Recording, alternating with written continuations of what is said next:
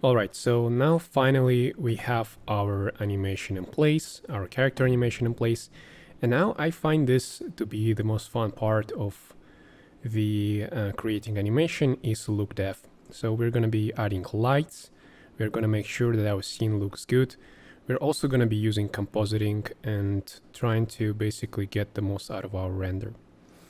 So first thing is we'll have to switch to the Eevee.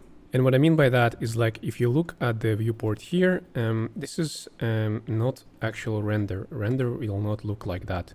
It will look like, once we switch to this tab, this is how it's going to look like. And this is happening because there are no lights in the scene, so we need to add the lights. So let's quickly add here a rectangular light. I'm going to search for, actually in Blender it's called area light. So I'm going to add it here. And let's make it brighter because it's just too dim. I'm gonna make it brighter, like so, and put it like right up to the ceiling somewhere here. I'm gonna duplicate it and put it somewhere here. So now we have some basic light, but still this is not bright enough.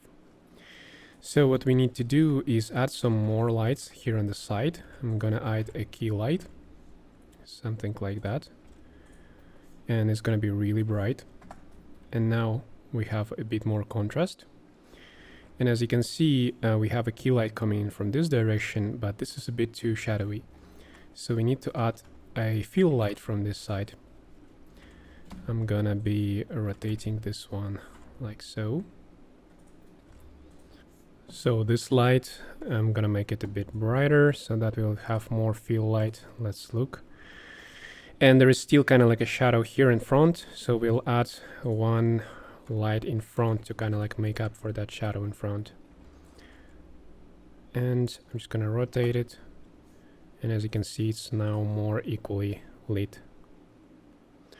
Alright, so now we are done with the basic lighting. Let's add some compositing effects. We can go to the compositing, press new, and here I want to add some, for example, chromatic aberration. I'm gonna set it to 0.15. I think this is good. And what is chromatic aberration, you would ask? Well, we can actually look at it in here. If we go to this rendered view and switch to camera, as you can see, it adds a little bit of chromatic aberration. And this is essentially a lens distortion of red, green, and blue channels.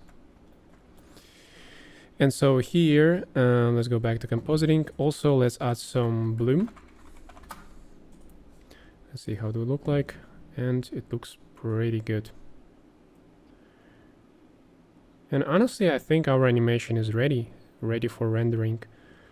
You can also tweak around the lightings if you want to add something extra, or if you want to make the scene look a little bit more interesting. But in my opinion, this looks good. And here in the Eevee, we're going to set up samples. Right now it's set to 64 for the render, which is pretty good. We can also enable ray tracing, which we are going to do. Okay, so now we're going to set up our rendering. And to set it up, we already have Eevee on, ray tracing on, shadows on, 64 samples is pretty good. Here I'm going to select just a simple PNG, this is good enough. And here in the output, put a folder where you plan to save all your renders. And just like that, we can press on render, render animation. And our animation is going to start rendering. And once it finishes, I'll show you what to do next. Okay, so finally the render is finished. So now what we're gonna do is import all of our images here in the Premiere Pro. So I'm gonna press right click, import, and select the first frame here and press open. And so now I'm gonna drag and drop it in the timeline. And just like that, we can go to the export, name our file. It's gonna be final render. And this is the correct format. So now just press the export and your video is ready. If you're interested in learning an advanced color grading workflow, you can get a bonus part of this tutorial where I teach you an industry standard way to color grade your shots and how to add motion blur, and essentially we're going to learn how to render with cycles. So check it out. Thanks for watching and goodbye.